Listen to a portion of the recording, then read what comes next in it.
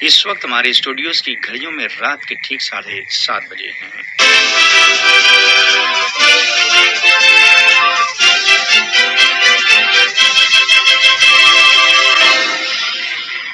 یہ ریڈیو قطر ہے۔ اب آپ نثار احمد انصاری سے خبریں سنیے۔ پہلے اہم خبروں کا خلاصہ۔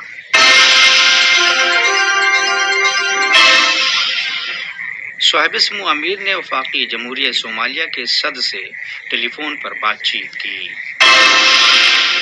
قطر اور سنگاپور کے وزرائے اعظم نے قطر سنگاپور ہائی لیول مشترکہ کمیٹی کی حمایت یا سپورٹ کا عزم ظاہر کیا ہے۔ امریکہ نے دہشت گردی کے خلاف لڑائی کے لیے کی جانے والی قطری کوششوں کو سراہا۔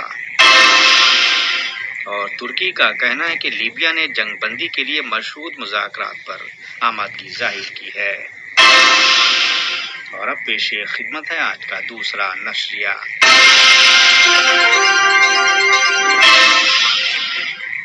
بسم اللہ الرحمن الرحیم۔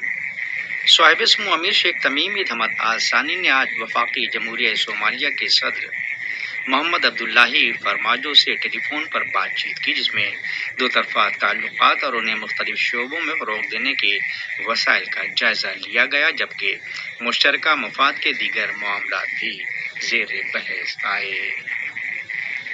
صاحب سمو امیر شیخ تمیم بن حمد آل ثانی نے آج جمہوریہ سلووینیا کے صدر کو اسٹیٹ ہوڈ کے موقع پر مبارکباد کا ایک برقی پیغام ارسال کیا۔ اس کے علاوہ جمہوریہ موزمبیق کے صدر کو بھی ان کے ملک کے یوم آزادی پر مبارکباد کا تار روانہ کیا۔ اسی دوران نائب امیر شیخ عبداللہ بن حمد آل ثانی نے اسی قسم کے مبارکباد کے تار سلووینیا اور موزمبیق کے صدر کو روانہ کیے، جبکہ وزیر اعظم و وزیر داخلہ شیخ خالد بن خلیفہ بن عبدالعزیز آل ثانی نے بھی اس موقع کی مناسبت سے سلووینیا کے وزیر اعظم اور موزمبیق کے وزیر اعظم کے نام مبارکباد کے پیغامات روانہ کیے ہیں۔ وزیر اعظم و وزیر داخلہ شیخ خالد بن خلیفہ بن عبدالعزیز آل ثانی نے آج وزیر اعظم برائے جمہوریہ سنگاپور لی سین لونگ سے ٹیلی فون پر بات چیت کی۔ اس موقع پر ہونے والی گفت و شنید دو طرفہ تعلقات اور انہیں مختلف شعبوں بالخصوص معیشت، تجارت اور سرمایہ کاری کے فیلڈز میں فروغ دینے کے وسائل پر مرکوز رہی۔ اس ضمن میں دونوں وزرائے اعظم نے قطر سنگاپور اعلیٰ درجے کی مشترکہ کمیٹی کی حمایت اور کوششوں کے لیے اپنی گہری دلچسپی کا عزم ظاہر کیا۔ علاوہ ازیں دوران بات چیت کورونا وائرس کووڈ-19 کے تازہ حالات اور اس تعلق سے تعاون کو مستحکم و مضبوط کرنے پر بھی بات چیت کی گئی۔ نائب وزیر اعظم و وزیر دفاع ڈاکٹر خالد بن محمد العطیہ سے مشرق وسطیٰ اور افریقی ملکوں کے لیے روسی صدر کے خصوصی ایلچی اور روسی فیڈریشن کے نائب وزیر امور خارجہ میخائیل نے ملاقات کی، تاکہ دونوں دوست ملکوں کے باہمی تعلقات اور انہیں فروغ دینے کے وسائل کا جائزہ لیا جا سکے۔ امریکی وزارت خارجہ نے دہشت گردی کے خلاف لڑائی سے متعلق قطری کوششوں کو سراہا، جو قطری اپروچ کی سالمیت کی تصدیق کا بیان ثبوت اور ریاست کے تعلق سے دیے گئے الزامات کی تردید کرتی ہے۔ امریکی وزارت خارجہ کی طرف سے کل جاری کردہ ایک رپورٹ میں کہا گیا تھا کہ امریکہ اور قطر نے 2019 کے دوران دہشت گردی کے خلاف لڑائی کے لیے تعاون میں اضافے کے سلسلے کو جاری رکھا، جو سال 2017 مئی مہینے میں دونوں ملکوں کے درمیان ایک عرضداشت مفاہمت پر کی گئی دستخط کے بعد ہونے والی پیش رفت کی بنیاد پر مبنی ہے۔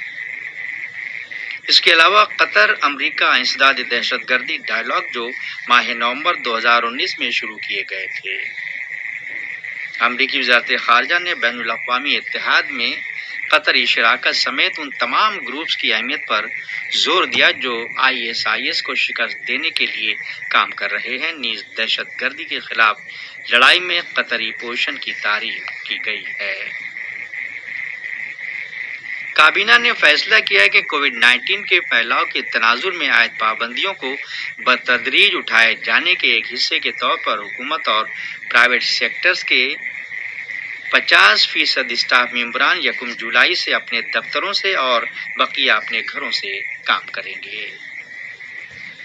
وزارت صحت نے آج کووڈ-19 کے 1461 مریضوں کے صحتیاب ہونے کا اعلان کیا ہے، جس کے بعد ملک میں ریکوریز کی کل تعداد 74,544 ہو گئی ہے۔ وزارت کا مزید کہنا تھا کہ پچھلے 24 گھنٹوں کے دوران کورونا وائرس کے 1060 نئے کنفرم کیسز سامنے آئے ہیں، جبکہ 2 مریضوں کے انتقال کی رپورٹ بھی دی گئی۔ علاوہ ازیں 11 مریضوں کو انتہائی نگہداشت یونٹ ICU میں داخل کیا گیا ہے، جہاں زیر علاج مریضوں کی کل تعداد 212 بتائی جاتی ہے۔ وزارت کا مزید کہنا ہے کہ ہلاک ہونے والوں کی عمریں بالترتیب 57 اور 60 سال رہیں۔ دریں اثنا شعبہ صحت کے ایک اہلکار نے خبردار کیا ہے کہ کووڈ-19 کے پھیلاؤ کے پیش نظر عائد پابندیوں کا بتدریج اٹھائے جانے کا یہ مطلب نہیں کہ برادری کے ممبران احتیاطی تدابیر اور انسدادی اقدام پر عمل کرنا چھوڑ دیں، کیونکہ یہ مہلک وائرس اس وقت بھی موجود ہے۔ جان ہاپکنس یونیورسٹی کے حوالے سے بیان کیا گیا کہ خلیجی خطے میں کووڈ-19 کے متاثرین کی تعداد 4 لاکھ کے قریب پہنچ گئی ہے، جبکہ خطے کی ریاستوں نے لاک ڈاؤن میں نرمی کی شروعات کی ہے۔ ادھر دنیا بھر میں کنفرم کیسز کی تعداد 94 لاکھ سے زائد ہو گئی ہے، تاہم 47 لاکھ افراد صحتیاب اور اب تک 4,83,000 افراد لقمہ اجل بنے ہیں۔ یہ خبریں ریڈیو قطر سے نشر کی جا رہی ہیں۔ ریاست قطر نے افغانستان کے شمال مغربی علاقے میں واقع سیکورٹی پوسٹ پر کیے گئے حملے کی شدید مذمت و ملامت کی ہے، جس کے نتیجے میں کئی سیکورٹی اہلکاران قتل اور زخمی ہوئے۔ وزارت خارجہ نے اپنے بیان میں تشدد اور دہشت پسندی کو مسترد کرنے کے قطری موقف کا اعادہ کیا ہے، خواہ اس کے مقاصد اور وجوہات کچھ بھی ہوں۔ ترکی کا کہنا ہے کہ بین الاقوامی برادری کی جانب سے تسلیم شدہ لیبیا کی حکومت نے جنگ بندی پر مذاکرات کے لیے یہ شرط رکھی ہے کہ خلیفہ حفتار کے دستوں کا ساحلی شہر سرت اور جفرا خطے سے انخلا ناگزیر ہوگا۔ ترک صدر کے ترجمان ابراہیم کالین نے CNN ترک براڈ کاسٹر سے کہا کہ امریکہ، جس سے ترکی نے لیبیا میں ایک مؤثر رول ادا کرنے کا اصرار کیا ہے، اس قضیے میں ایک فیصلہ کن کردار ادا کرنے کے لیے تذبذب کا شکار ہے۔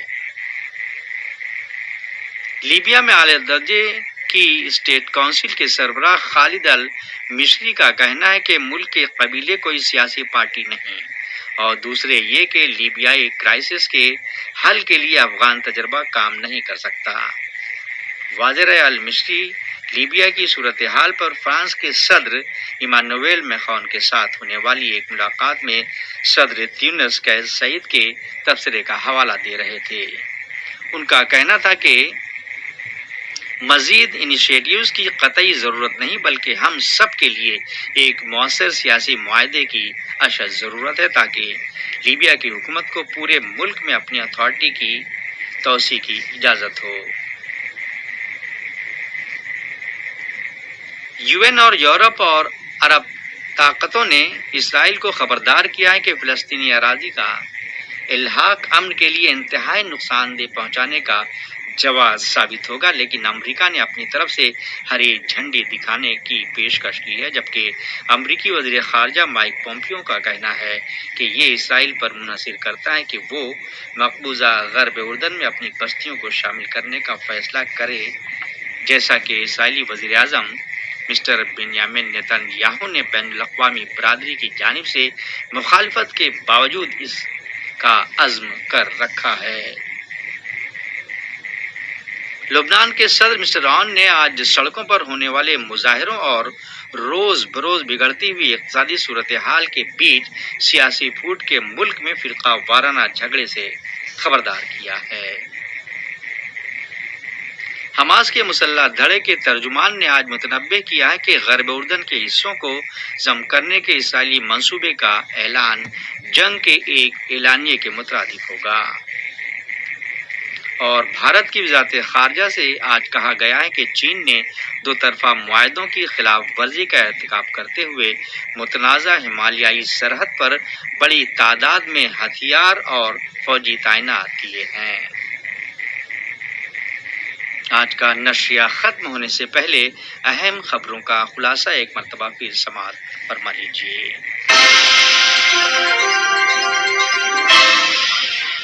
صاحب سمو امیر نے وفاقی جمہوریہ صومالیہ کے صدر سے ٹیلی فون پر بات چیت کی۔ قطر اور سنگاپور کے وزرائے اعظم نے قطر سنگاپور ہائی لیول مشترکہ کمیٹی کی حمایت کا عزم ظاہر کیا ہے۔ امریکہ نے دہشت گردی کے خلاف لڑائی کے لیے کی جانے والی قطری کوششوں کو سراہا، اور ترکی کا کہنا ہے کہ لیبیا نے جنگ بندی کے لیے مشروط مذاکرات پر آمادگی ظاہر کی ہے۔ ریڈیو قطر سے آج کا دوسرا نشریہ ختم ہوا۔ اگلا نشریہ کل صبح 9 بجے پیش کیا جائے گا۔